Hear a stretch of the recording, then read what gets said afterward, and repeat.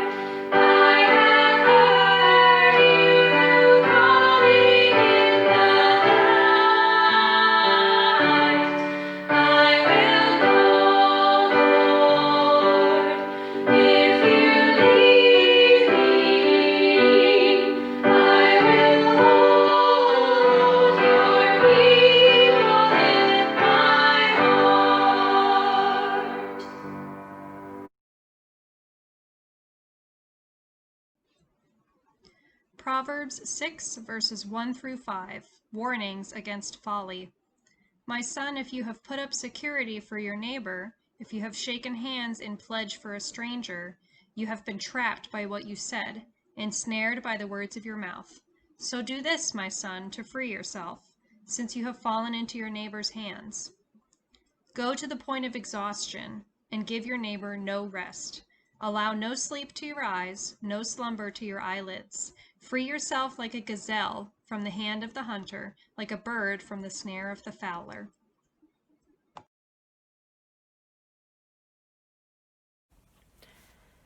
This message today is, well, it's somewhat different than the typical message I preach or than most pastors preach.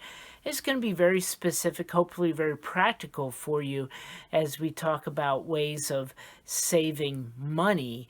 But I think this is important because I think God cares very much about what we do with our money and whether or not we use it wisely or not. And we'll see that in just a little bit.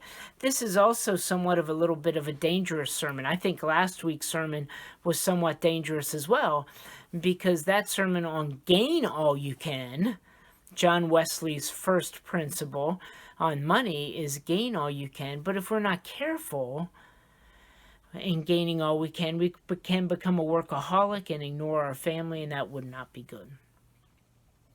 This week's sermon on save all you can is equally dangerous, because we can just become a greedy miser if we're not careful with that. But in order to make sure those things don't happen, we always have to remember all three parts of what John Wesley says about money. Gain all you can, save all you can, give all you can. So next week we're going to be talking about the giving all that we can. And we'll see how this all fits together. And we really need all three parts to make it work as I think God intends for it to work. So the first thing is what we want to do is save all that we can. So Proverbs chapter 21, verse 20 says this: in the house of the wise are stores of choice food and oil. So the wise man is storing up, saving food, saving oil, saving commodities, just saving, right? But a foolish man devours all he has. A foolish man devours all that he has. So we need to be people who are willing to save.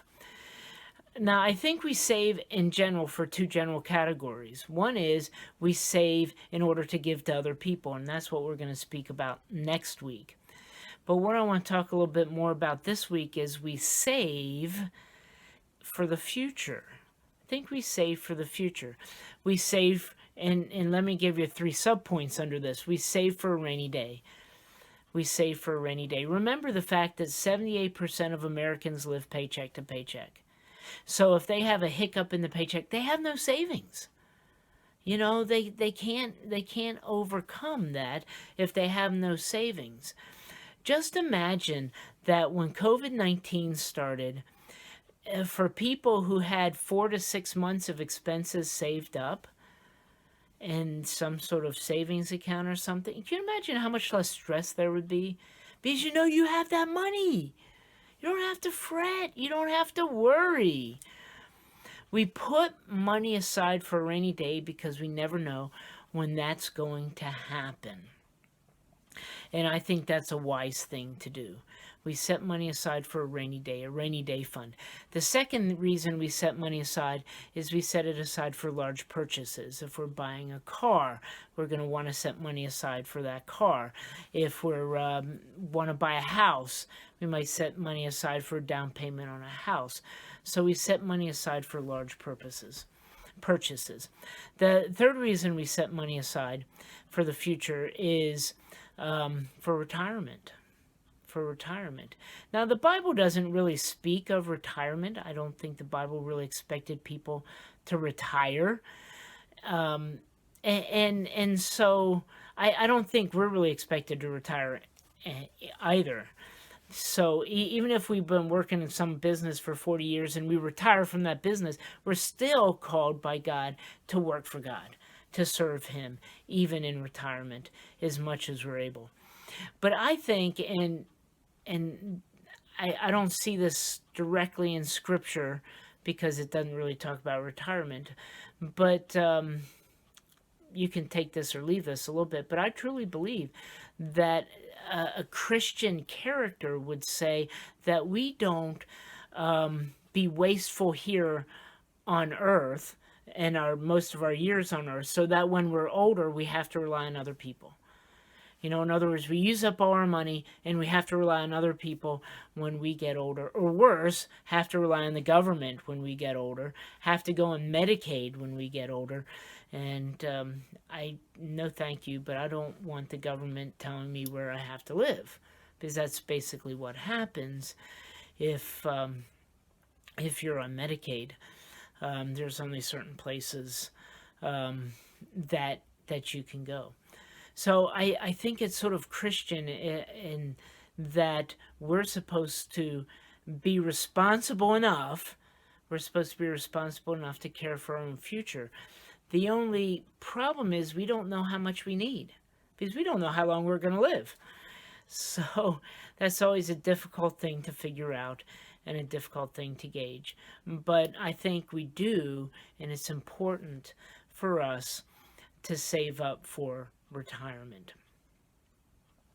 Now, one way we save is we save by being careful how we spend. We save by being careful how we spend. In John Wesley's sermon on the use of money, when he gets to this part about save all you can, what he's really talking about is be careful what you spend. Be careful what you spend. Apparently, they had the same problem we have in our day and age, that if somebody saw something they liked, they bought it. Okay, even though it's just easier for us because we can just wave plastic or put the plastic in the machine and we buy it, right? We don't even have to have the money to buy it. But listen to what he says. Do not waste any part of so precious a talent merely in gratifying the desire of the eye, by superfluous or expensive apparel, or by needless ornaments. Waste no part of it in curiously adorning your homes, in superfluous or expensive furniture, in costly pictures, painting, gilding, books, and elegant rather than useful gardens. Let your neighbors who know nothing better do this. Let them do that. You don't follow them. Let the dead bury their dead, he writes. But what is that to thee, says our Lord? Follow thou me. Are you willing? Then you're able to do so. So we need to follow God and not our neighbors in this. And we need to be careful how we spend. Do you remember last week I talked about budgeting? Hopefully you've started your budget, but I don't think we're ever going to be willing to or ever able to save enough if we are not actually budgeting. The money's going to go somewhere if we're not careful. It's just going to fly away. We're not even going to know where it went, but it's going to go. So I urge you once again, if you haven't done this, that you start to budget indeed. So let me give you an example of one area where I used to waste money when I was younger. Again, this is an example about me, and I'm not necessarily speaking about anyone else and what you may have done. But when I was younger, my first car, the very first car I got, was actually from my grandmother's car. I bought it from my grandmother, who couldn't use it anymore. It was like a mid-70s Chevy Malibu. Didn't have a whole lot of miles on it. She didn't use it that much. I think I paid $1,000 for it. And so that was my first car. But then, once I got into the Air Force, and I was really making some money. So I had the Malibu when I was in school, but then I got my Air Force job, my first real job, the money was coming in, and, my first thought is, yeah, I got to buy a new car, right? Because that's just what you do. You got to buy a new car. I thought that's the way to go. I mean, only poor people get used cars, right? That was my thinking at the time. So I bought my first brand new car was a 1983 Toyota Celica, nice car, sporty little car, manual transmission, and it's a pretty cool car, especially when you're 23 years of age. It's pretty nice. And of course, I borrowed the money to go along. I didn't buy it. I borrowed the money to go along with that. The last brand new car that Carol and I bought was in 1989. You can tell how things have changed.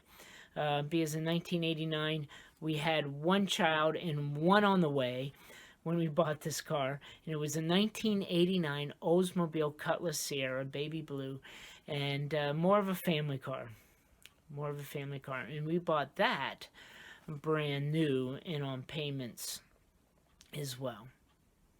And then I remember not too long after we had bought the Oldsmobile, we were in the office and somebody made this comment that the colonel who's in charge, full-bird colonel in charge of the whole operation, Air Force Global Weather Central, where I worked, the full-bird colonel bought used cars. I thought, no, come on. I mean, obviously he's well enough off because only poor people buy used cars. And I remember his parking space was right near the front door. He got primo parking space. So I remember walking out from the office and looking at that car. I'm looking over at it and I'm saying, yeah, that's not a very new car. I mean, it wasn't falling apart or anything, but it wasn't real new either. And then I heard something else. And I heard that the moment you drive a new car off the lot, okay, it goes down, it loses a couple $1,000s in value. That's what I heard. The truth might be closer to this. It does lose a lot of value.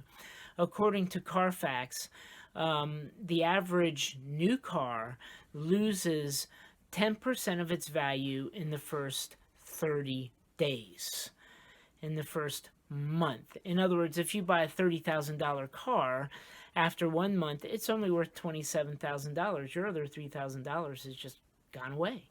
It's just gone away.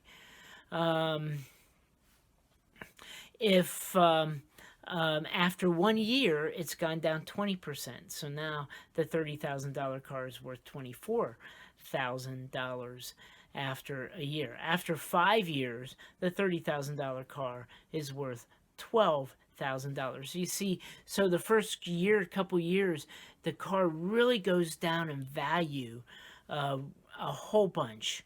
And I started thinking about this, and it's sort of like, why don't I let somebody else buy the new car and lose all that value, and then I'll buy it a couple years old. And that's what we've been doing ever since. Because at least for us, that just seems for us to be a smarter way for us to buy a car that is new to us. And we've been doing that ever since. Because remember, we are stewards of God's money. We're just supposed to be wise in how we spend God's money. So here's the other thing I want to point out. It's difficult to save. It's difficult to save money when you're in debt. A lot of these things may not be very popular, what I'm saying, but they're in the scriptures. Proverbs 22:7 says this: the rich rule over the poor, and the borrower is slave to the lender. The borrower is slave to the lender. So if you owe to a credit card company, and by the way, the average credit card debt is just now over $16,000. That's the average. Some people have a lot more than that. If you owe to the credit card company, you're a slave to the credit card company. You know, if you owe the money to the bank, you're a slave to your bank.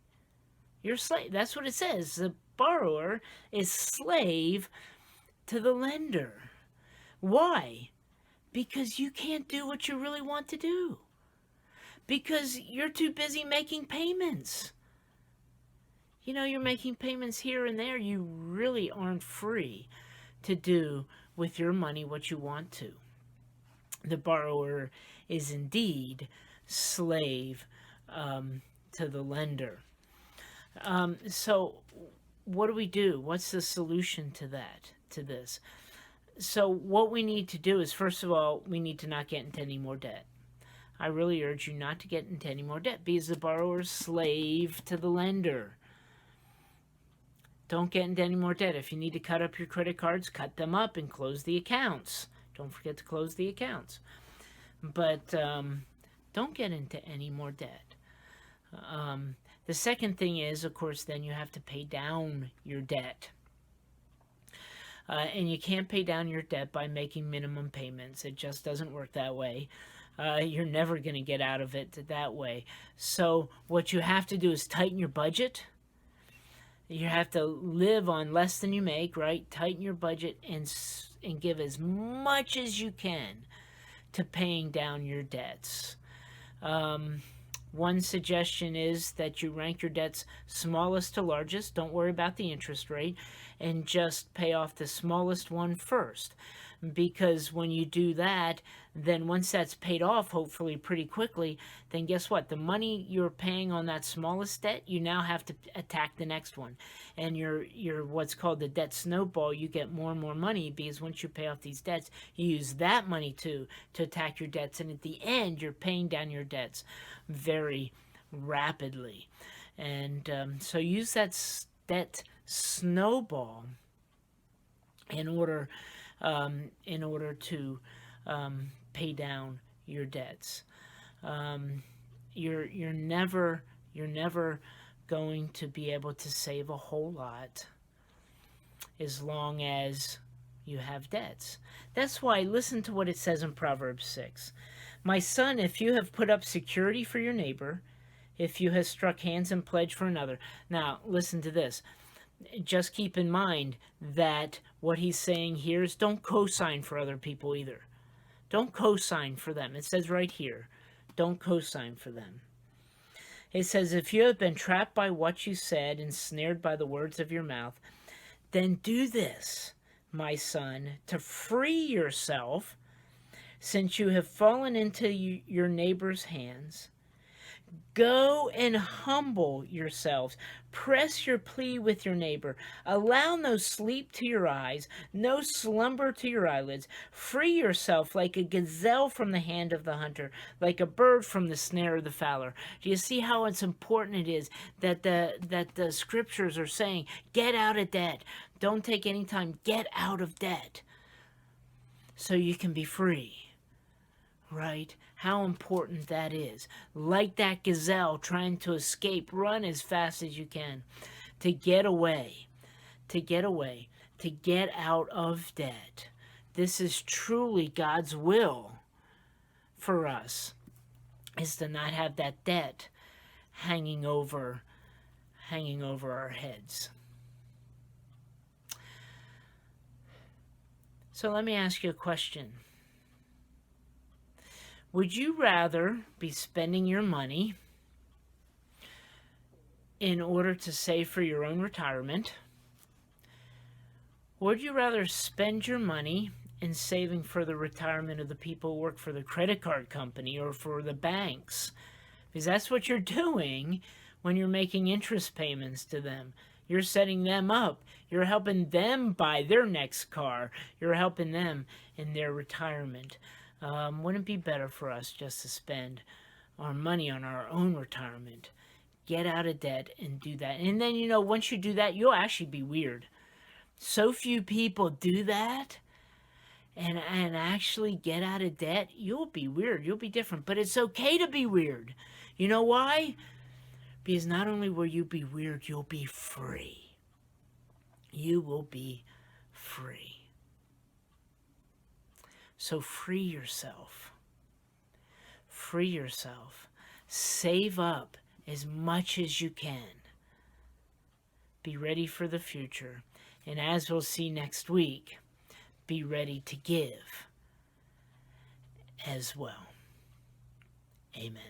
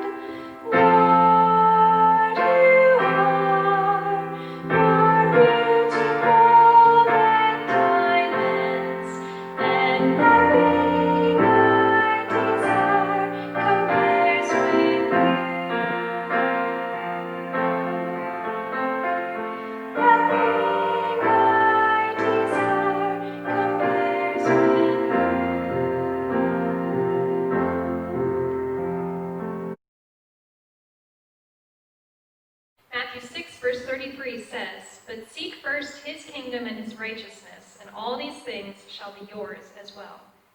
Matthew 7, verse 7 says, "Ask, and it will be given you. Seek, and you will find. Knock, and it will be opened to you." Our next song is "Seek Ye First."